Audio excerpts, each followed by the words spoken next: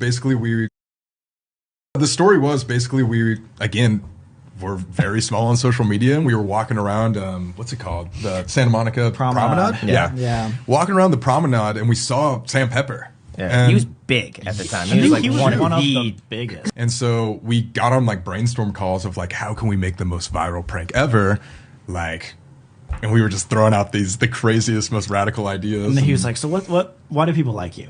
And we're like, well, pretty much everyone follows us just for our friendship. It's like, okay, well, the most worst thing that could possibly happen to a friendship. Someone dying in front of your eyes. That's horrible. Bad. Very bad in retrospect, but if you think of it in a business perspective, it was low-key genius because we did it on his channel. It got 10 million views in 1 week on every single news station. We gained like 100 or 200K like instantly. So it like boosted us on YouTube. It's probably one of, if not still, the biggest exposure we've ever had. Oh, for sure. Because it still gets talked about now, 10 years later. I think from a branding perspective, that was probably a genius idea. I mean, very few ideas and concepts could be taken to that extreme to get that amount of reach and elicit that type of response everywhere. Exactly. I mean, that was probably a 1 billion view video when you really think about through all platforms, all the people that have watched it multiple times. Over this whole last decade. Yeah. For sure. Yeah, no, people still talk about it all the time, and when we bring it up, they're like, "Oh, I've seen that video. I didn't know it was you guys." I didn't know it was you guys either. So it took me a little bit to realize that was you guys. Yeah. And same as the following fat people. I didn't realize that was you guys either. Yeah. I saw that and I thought that was I think it was in like middle school or something at the time. And I saw him like, this is the funniest thing I've ever seen in my entire life. I like, Rewind or whatever, did all this stuff. And then I found out like probably 4 months ago that was you guys. Oh, yeah. See, nobody knows. That. Nobody knows. Yeah. But Sam, people say you're an amazing actor. Thank you. Most people don't believe me that was acting. They're still like, oh, he got traumatized. That was real. But I had tried to work on making myself cry for like 3 weeks before that. We can touch the sky, it's a natural high. I know I'm alright when I look into your eyes. How do you make yourself cry?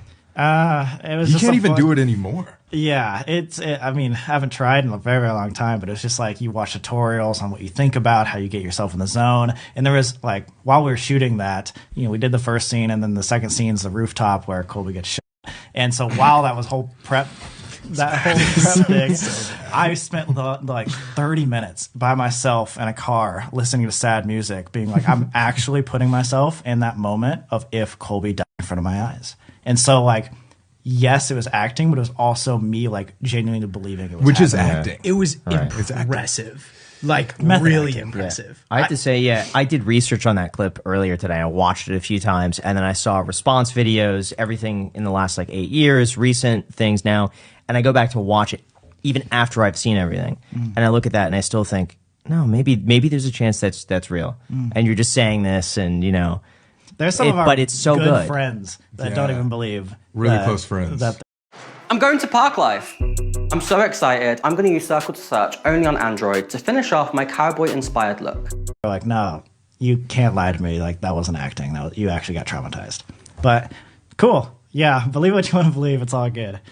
But It's just weird because incredible. you can't do it now. Like I said, I it's like, watched that and I cry. Like, literally, we probably watched it 6 months ago, and I saw them like, that guy is so sad. Yeah, it's like messed up. It's messed up. And we thought it was going to like we'd have like more of a positive reaction, at least from our like peers and family. Our peers and I'm family. sure you went in with the best of intentions. I'm not saying from like it, general audience, but like we thought like we texted the Simple Pickup guys like afterwards, like, hey, like look at this big like marketing PR move or whatever, and they were like, guys, this is horrible. Why would you Like, do what this? are you doing? Like, our parents were pissed off. Dude, I like, think that happens to everybody. You go in and be like, this is fantastic, and then other people, yo, what did you just do? yeah, It was a learning experience look for at sure. Look at well it did. Everyone is watching it. Yeah. Yeah, luckily we got out of the prank world and started doing some things away from that. Yeah. Alabama, Atlanta.